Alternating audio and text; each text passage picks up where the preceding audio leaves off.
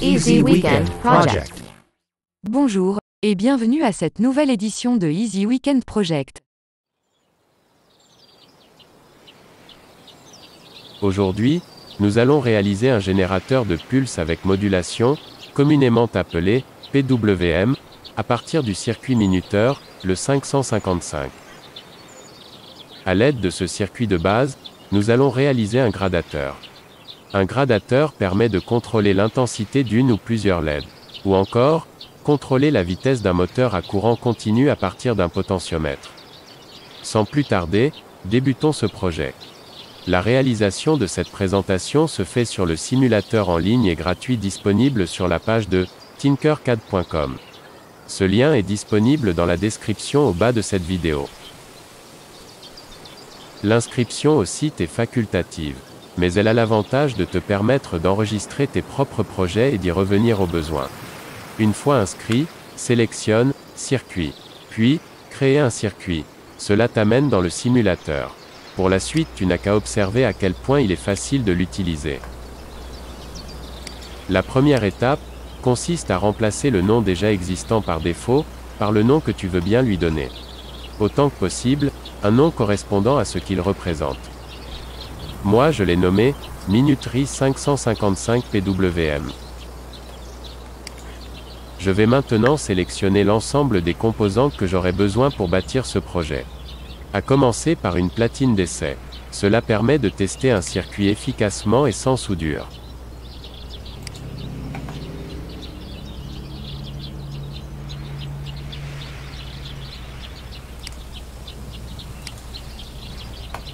Bien sûr, j'aurai besoin d'une source d'alimentation.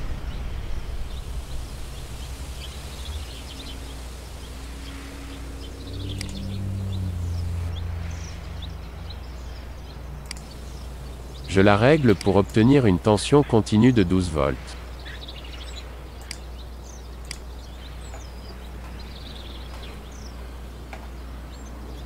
La composante principale de ce circuit est le circuit intégré minuteur, le 555. J'aurai aussi besoin d'un transistor bipolaire de type NPN. C'est lui qui commandera la LED.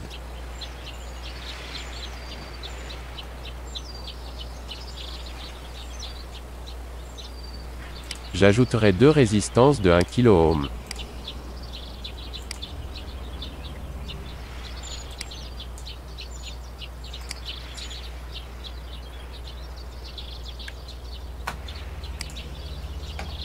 Puis, deux condensateurs, le premier pour la temporisation, sa valeur est de 0,1 microfarad.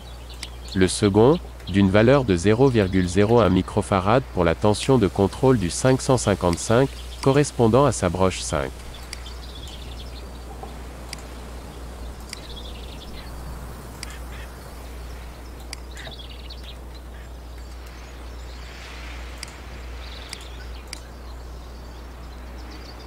Ensuite, j'aurai besoin de deux diodes.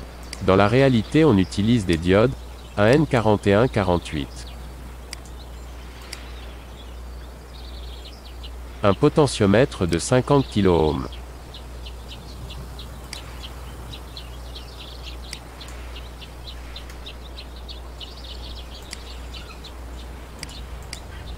Et pour finir, une LED bien ordinaire.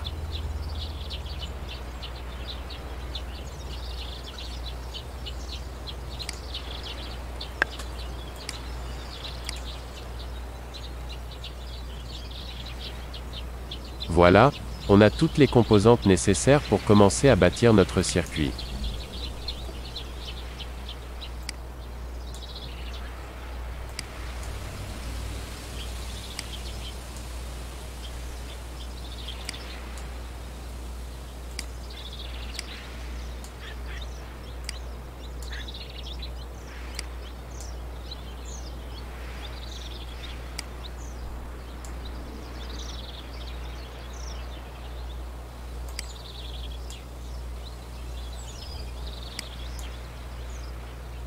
Nous sommes prêts à commencer notre montage.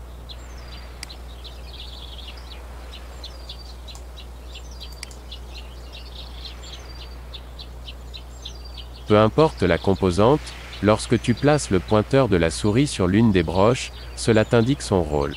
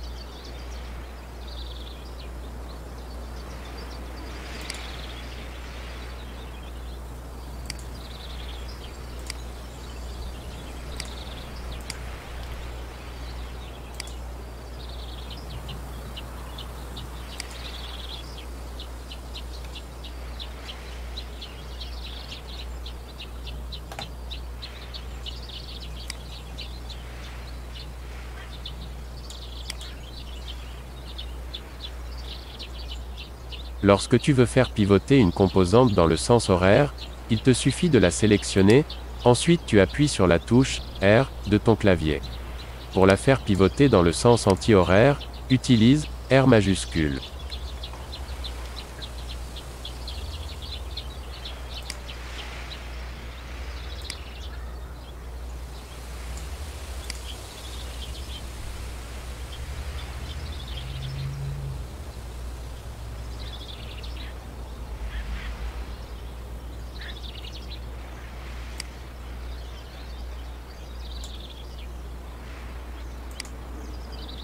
À tout moment, tu peux déplacer une composante en la sélectionnant et tu la fais glisser là où tu la veux.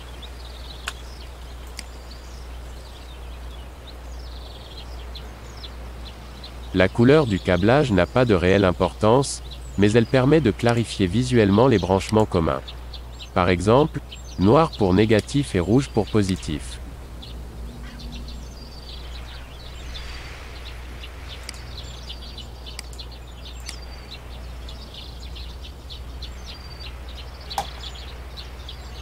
En tout temps, tu peux modifier la couleur de n'importe quel câble. Il te suffit de le sélectionner et de lui attribuer la couleur souhaitée.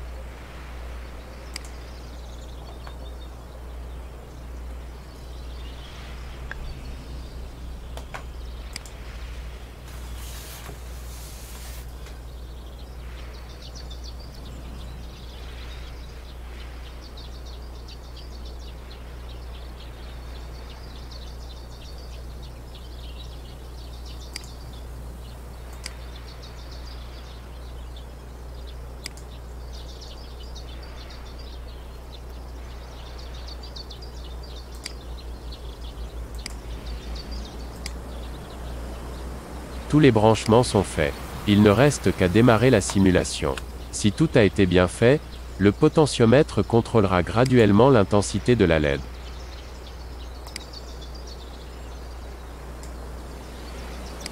Tout fonctionne parfaitement. Lorsque le potentiomètre est au plus bas, la LED est éteinte. Elle s'illumine de plus en plus à mesure que je change la position du potentiomètre dans le sens horaire. Si c'est le contraire, inverse les deux diodes. Pour savoir comment ça marche, je vais ajouter un oscilloscope. Il sera branché à la jonction de la sortie du 555 et de la base du transistor. Cela nous permettra de voir le signal PWM partant de la sortie du 555 à la base du transistor NPN.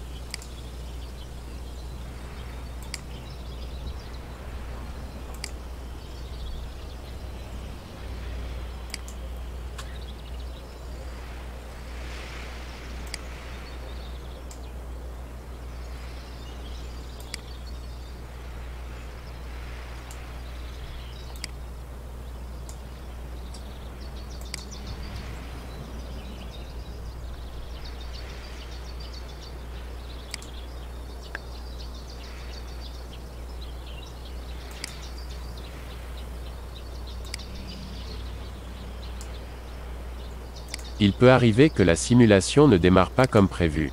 Si cela t'arrive, démarre la simulation, change la position du potentiomètre, arrête et redémarre la simulation.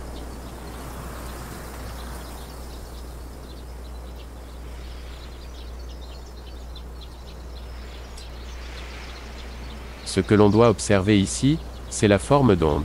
Le potentiomètre modifie le temps de service. Réglé à mi-course, le temps off est à 50%, tandis que le temps on est lui aussi à 50%. Ce qui veut dire que 50% du temps la LED est éteinte, et 50% elle est allumée. Il en résulte que la LED est alimentée à 50% du temps d'un cycle. Plus le temps on est long, plus la LED s'illumine.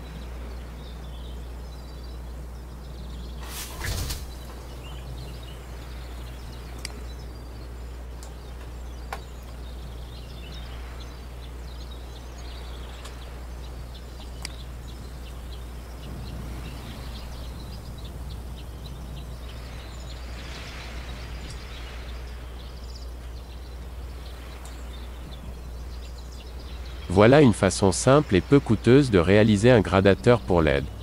Le même principe de base est utilisé pour contrôler la vitesse d'un moteur à courant continu. Il suffit de remplacer la LED par un petit moteur, genre ventilateur, et d'éliminer la résistance de 1 kΩ. Voici le schéma à partir duquel cette présentation a été basée. Ce circuit PWM a été réalisé il y a quelques années sur le simulateur Multisim Pro. Je lui ai apporté quelques modifications en ajoutant les deux résistances R4 et R5. R4 est une résistance de 220 ohms que j'ai placée entre la sortie du 555 et la base de Q1. Le rôle de R4 étant de protéger la base du transistor. Quant à R5, c'est une résistance de 10 kΩ. Placée entre la base et l'émetteur de Q1, elle joue le rôle de pull down. Traduit en français, qui tire vers le bas.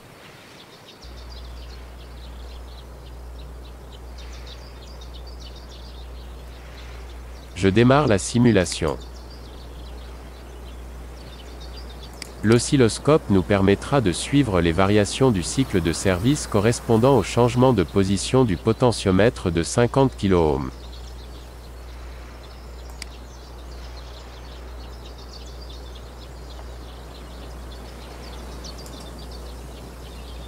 À 5%, l'intensité du courant appliqué sur la LED n'est plus ou moins que de 3,5 mA. Or, cette LED demande un courant minimal de 5 mA pour commencer à s'allumer. Son courant maximal est de 20 mA pour que la LED rouge s'illumine de façon optimale.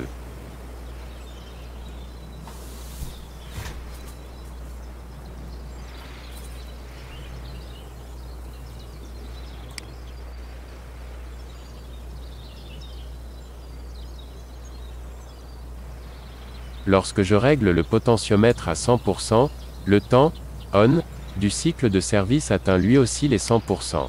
Le courant appliqué sur la LED est à 10,2 mA, cela ne représente que la moitié de son courant optimal. Donc, la LED ne s'illumine qu'à moitié. Si l'on veut que la LED s'illumine à 100%, on doit lui fournir un courant de 20 mA. Le rôle de la résistance R2 est de protéger la LED en limitant le passage du courant appliqué à la LED. De toute évidence, une résistance d'une valeur de 1 kΩ est trop élevée. Pour résoudre correctement ce problème, on doit recalculer la valeur de R2, de manière à ce qu'elle laisse passer un courant se rapprochant le plus possible des 20 mA. Pour trouver la valeur de la résistance de protection d'une LED, on utilise cette simple formule. R est égal à U, moins UL, divisé par IL. Donc, R est égal à la tension source, en volts, moins la tension de la LED, en volts, divisé par l'intensité maximale supportée par la LED, en ampères. Mathématiquement parlant, la valeur de R, en ohms est égale à 12 volts, moins 2,2 volts, divisé par 0,02 ampères ou 20 mA, ce qui nous donnera 490 ohms. La valeur calculée de 490 ohms est exacte mais, c'est une valeur théorique. Il est plutôt rare qu'une valeur théorique corresponde à une valeur dite standard. Une valeur standard est une valeur disponible sur le marché et facile à se procurer. Or, la valeur de 490 ohms n'est pas standard dans la série E24 dont la tolérance est de plus ou moins 5%. On devra donc choisir une valeur standard qui s'en rapproche le plus, soit sa valeur inférieure de 470 ohms, ou sa valeur supérieure de 510 ohms. J'opterai pour la valeur supérieure de 510 ohms, car elle laissera passer un courant légèrement inférieur à 20 mA. Ce qui protégera parfaitement notre LED qui s'illuminera de façon optimale. Voyons maintenant ce qui se passerait si l'on choisissait la valeur inférieure de 470 ohms.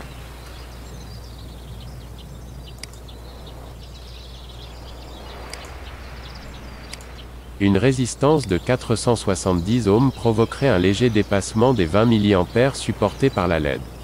Soit 21,6 mA. C'est très peu, pas assez pour faire griller la LED, mais c'est suffisant pour réduire sa durée de vie. Cela nous confirme bien qu'il est toujours préférable de choisir la valeur supérieure à la valeur théorique si cette dernière n'est pas une valeur standard.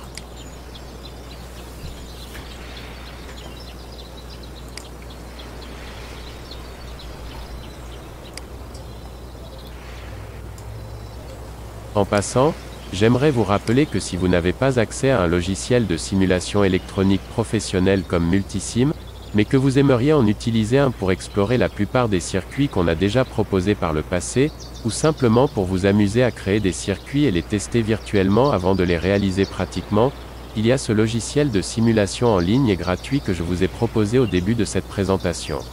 Je parle bien sûr de Tinkercad. Il est facile à utiliser, parfait pour les débutants comme pour les étudiants un peu plus avancés.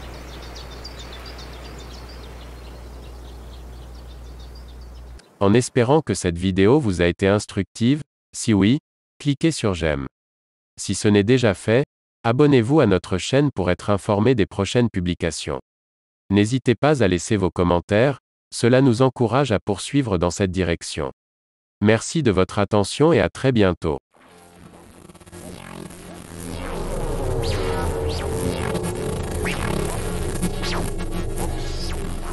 Easy Weekend Project.